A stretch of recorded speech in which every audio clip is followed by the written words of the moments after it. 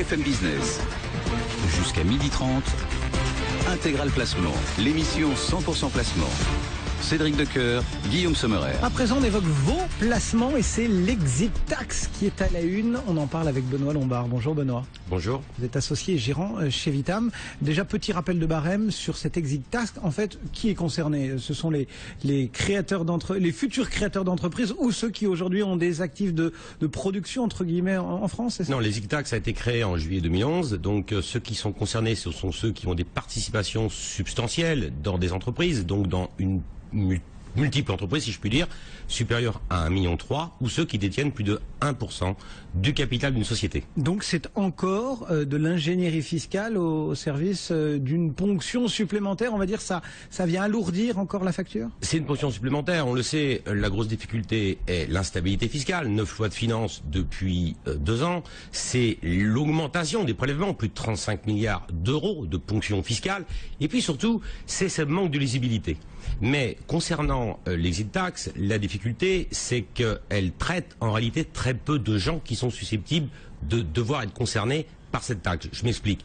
Il y a eu, depuis juillet 2011, 251 déclarations d'exit tax. Je rappelle qu'il s'agit de taxer les plus-values latentes lors du départ de France. Afin d'éviter qu'il y ait paiement de l'impôt, si on s'installe dans l'espace économique européen, eh bien, on doit donner des garanties. Et si on réalise les titres que l'on détient dans les 8 ans qui suivent son départ de France, du coup, les garanties, si je puis dire, sautent et on s'acquitte de l'impôt sur les plus-values latentes. Mais il n'y a eu que 251 déclarations fiscales qui représentent à peu près un peu plus de 2 milliards, nous dit le sénateur Marini, qui demande justement d'avoir plus de statistiques à la Direction générale des finances publiques. Juste un dernier point, sur les 251 déclarations, seuls 83 contribuables, sur plus de 500 000, étaient assujettis à l'ISF. Donc on voit qu'on taxe des créateurs d'entreprises qui n'ont pas nécessairement réalisé leur actif, mais qui sont dissuadés et qui ont compris une chose très simple, c'est que la création de valeur en France est taxable en France. Donc ils partent avant de matérialiser cette création. C'est une goutte de plus dans cette espèce de ras-le-bol fiscal, de moindre consentement à l'impôt? Oui, on a une difficulté en France, c'est qu'on n'est plus compétitif fiscalement.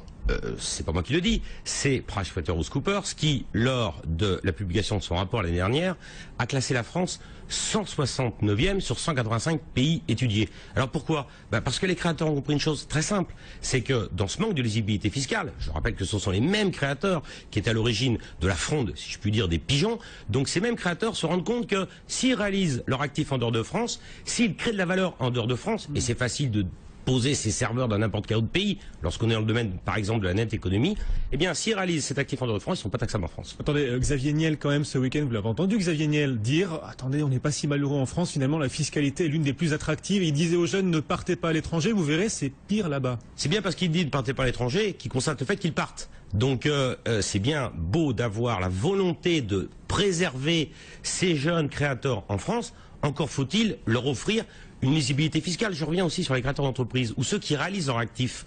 Cette année, avant, même encore aujourd'hui, puisque la loi de finances n'est pas votée, on ne connaît pas la taxation des plus-values de cession de valeur mobilière. Tant que la loi de finances n'est pas votée, puisqu'il y a eu la loi de finances pour 2013 qui a donné une règle, le président Hollande qui a dit en avril la règle va changer, c'est inscrit dans le projet de loi de finances, c'est en discussion au Parlement. Donc, on a un manque total de lisibilité, et c'est ça qui est critiquable. On imagine que d'autres pays s'en servent pour essayer de paraître plus attractifs, et le débat que Xavier Niel met sur la place vient peut-être aussi renforcer cette idée-là. C'est un frein aussi à la mobilité, enfin, ça peut être un peu à double tranchant. Certains qui font de la réclame, on a vu l'opération Red Carpet des Britanniques, et puis l'Europe, enfin, qui a des règles aussi qui doivent laisser circuler les capitaux. Enfin, comment est-ce qu'on concilie tout ça avec l'exit tax?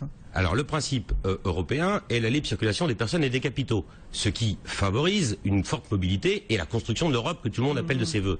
Mais en même temps, chaque pays a ses règles fiscales pour attirer les autres. Je rappelle aussi que la France attire les non-résidents, qui ne sont pas taxables à l'ISF sur les actifs qui ne détiennent pas sur notre territoire si jamais ils n'avaient pas été résidents fiscaux depuis 5 ans. Eh bien, l'Angleterre, aussi le Royaume-Uni, lui attire non seulement nos jeunes créateurs avec une fiscalité sur les plus-values de cession qui est plus favorable, mais aussi attire les rentiers, si je puis dire, ceux qui ont déjà valorisé leur patrimoine et qui, eux, sont assujettis à l'ISF. Je vais vous donner un exemple très simple. Si on est non-dom résident et non domicilié au Royaume-Uni, eh bien, nous ne sommes pas taxables au Royaume-Uni sur tous les capitaux qu'on n'a pas rapatriés. Et partant de ce constat, les Français qui veulent s'installer là-bas vont consommer là-bas et seront taxés à un taux qui sera inférieur à celui qu'on connaît en France. Aujourd'hui, on a posé le fonctionnement et un peu les principes qui tournent autour de cette exit tax. Aujourd'hui, lorsque l'on est potentiellement concerné ou qu'on s'apprête à créer une entreprise, quelle stratégie on doit mener face à cette exit tax? Il y a deux modèles. Le premier, c'est de taxer encore plus. Et je rappelle que Christian Ecker a déposé un amendement qui a été voté dans le cadre du projet de loi de finances qui viserait à taxer les plus-values latentes qui sont non réalisées, j'entends bien, au sein de contrats d'assurance vie, dès l'instant où on part à l'étranger. Donc l'exit tax pour les entrepreneurs, l'exit tax pour ceux qui ont déjà réalisé leurs actifs. Je ne pense pas que ce soit la bonne solution. La bonne solution, elle est de donner une lisibilité, de donner une attractivité à la France. Cette attractivité, elle repose sur un système très simple. Enfin, je pense également, vous parliez des nouveautés du week-end. Eh bien, François Fillon lui-même a estimé qu'il fallait ôter l'ISF dont le taux marginal est de 1,5 à une époque où on a des rendements à 10 ans qui sont légèrement supérieurs. Alors, corriger de la fiscalité, il ne reste plus grand-chose. Donc quand on est jeune créateur d'entreprise aujourd'hui, une fois qu'on s'est dit tout ça, tant qu'il n'y a pas de modification, faut partir avant même d'avoir créé sa boîte? Non, c'est pas ce que je dis. Je dis qu'il faut pouvoir s'organiser pour pouvoir trouver une taxation qui soit la plus lisible pour les créateurs d'entreprises. Parce que nous avons des talents en France. Ces talents, ils doivent être préservés. Pour les préserver, il s'agit de leur donner au minimum un cadenas, si je puis dire, un canevas, stable de la fiscalité qui reposera sur la cession de leur entreprise à un moment donné. Et il faut aussi sortir une mesure pour attirer des créateurs étrangers qui viendraient la créer en France, où là on est dans un fantasme pur ou non, on n'est pas dans un fantasme pur. Je vous le disais, la France attire les rentiers, enfin ceux qui ont déjà, pour les opposer aux entrepreneurs, ceux qui ont déjà des actifs puis qui ne sont pas taxables à l'ISF. Je rappelle aussi que pour les non-résidents, la taxation en France des plus-values de cession de valeur mobilière n'existe pas.